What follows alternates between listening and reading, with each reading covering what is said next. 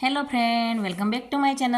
તો આજે આપણે બનાવવાના છે મસ્ત મજાના આલુ પરોઠા અને ઠંડુ ઠંડુ સાથે મસાલા દહીં લઈ લીધું છે આપણે. પરોઠા ઉપર આ રીતના પનીર નાખીને આજે ખાવાનું છે. તો એકદમ મસ્ત મજાના બનાવવાના છે આલુ પરોઠા. તો એની રેસીપી તમને હું આજે તમારી જોડે શેર કરવાનું છું. તમે જોઈ શકો છો કે છેક કિનાર સુધી એકદમ મસ્ત મસાલો આલુ પરોઠાનો ભરેલો છે. તો તમે પણ આ રીતના બનાવજો. તો એના માટે અમે અહીંયા બાફીને બટાકા લઈ લીધા છે. મીડિયમ સાઇઝના છે બધા જ બટાકા. તો એને બાફી લીધા છે ને એકદમ ઠંડા થવા દીધા છે. પછી આપણે આ રીતના એને બધા બટાકાને છોલી લેવાના છે.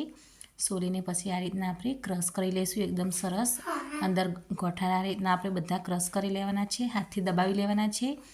એકદમ ઠંડા થઈ જાય પછી જ આપણે આ રીતના દબાવવાના છે. તો બધો આપણે માવો બનાવી લઈશું.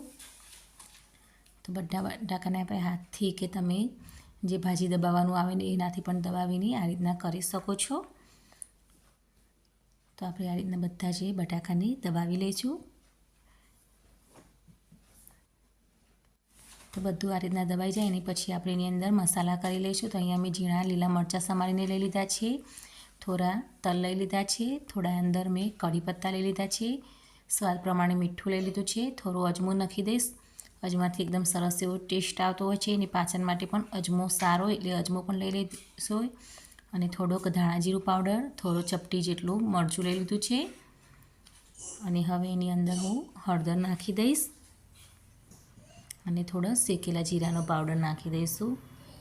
તો બધા મસાલા થઈ ગયા છે તે આપણે બરાબર આ રીતના મસાલાને મિક્સ કરી લઈશું આ રીતના મસળીને. તો બધો જ માવો આપણો બનાવીને તૈયાર થઈ ગયો છે. અને મેં અહીંયા લોટ પણ બાંધીને તૈયાર કરી દીધો છે અને એને 10-15 મિનિટ માટે રેસ્ટ આપી દીધી હતી. તો લોટ અહીંયા મેં જે આપણે રોટલીનો બાંધીએ એ રીતનો જ બાંધ્યો છે. નહીં કઠણ કરવાનો કે નથી ઢીલો કરવાનો. મીડિયમ સાઇઝનો લોટ અહીંયા મેં બાંધી લીધો છે. જે આપણે રોટલીનો બાંધતા હોય એ જ રીતના બાંધ્યો છે. અને એને 15 મિનિટ માટે રેસ્ટ આપી દીધી હતી. ને હવે આપણે આ રીતના એક લુઓ કરી લઈશું. જે આપણે રોટલી કરતા હોય એનાથી આપણે થોડુંક મોટો રાખવાનું છે. તો એને આ રીતના વણીને મીડિયમ અને એની અંદર હવે આપણે આ ચમચીની મદદથી વચ્ચોવચ્ચ માવો ભરી લઈશું. અને સાઈડો આ રીતના પેક કરી લેવાની છે. અને બધી દબાવતા જવાનું છે જેથી કંઈને ખુલી ના જાય. તો આ રીતના આપણે બધી ભેગી કરી લઈશું. અને જો વધારાનો લોટ તમારી પાછળ લાગે તો તમારે એને તોડી લેવાનું. ને ન વધારે હોય તો તમે એને દબાવી પણ સરખો કરી શકો છો.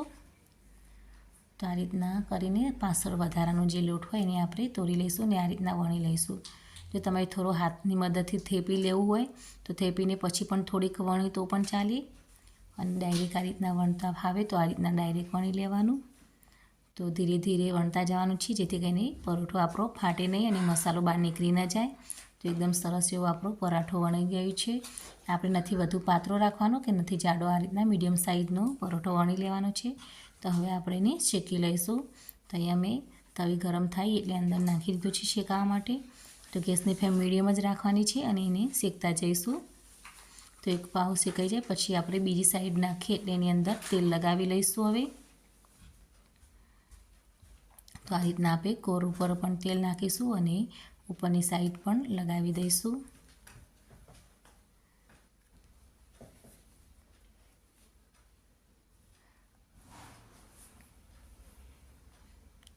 ગેસની ફ્લેમ ધીમી રાખીને આપણે આ રીતના શેકતા જવાનું છે. અને એકદમ આ રીતના તાવેતાથી તમે દબાવતા જશો તો એકદમ રાતાસ પડતો એકદમ સરસ એવો બનીને તૈયાર થશે પરોઠો.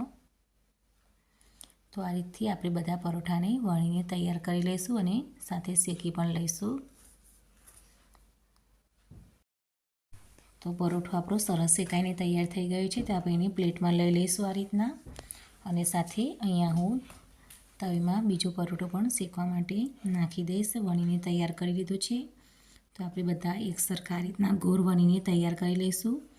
અને આ રીતના તમે ભરશો તો એની છેક ધાર કિનાર સુધી પણ માવો એકદમ સરસ એવો પથરાઈ જશે. તો એકદમ સરસ આ રીતના ધીરે ધીરે વણતા જવાનું છે અને તેલ લગાવીને શેકતા જઈશું આ રીતના. તો તમે જોઈ શકો છો કે એકદમ સરસ એવો કડક આપણો પરોઠો ફૂલી પણ છે અને બનીને તૈયાર થયો છે.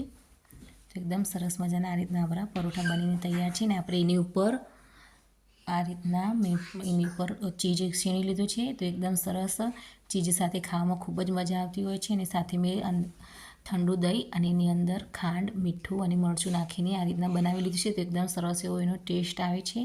તો તમે આ રીતના પનીર સાથે કે ચીઝ સાથે ગમે તે સાથે આ રીતના ઉપર સીણીને ખાઈ શકો છો. એકદમ સરસ એનો ટેસ્ટ આવતો હોય છે. અને તમે જોઈ શકો છો કે એકદમ ધાર સુધી એકદમ મસાલો સરસ આવી છે. તો આ રીતના બનાવશો તો એકદમ સરસ લાગશે. તમને મારો વિડીયો કેવો લાગે જરૂરથી જણાવજો. Thank you.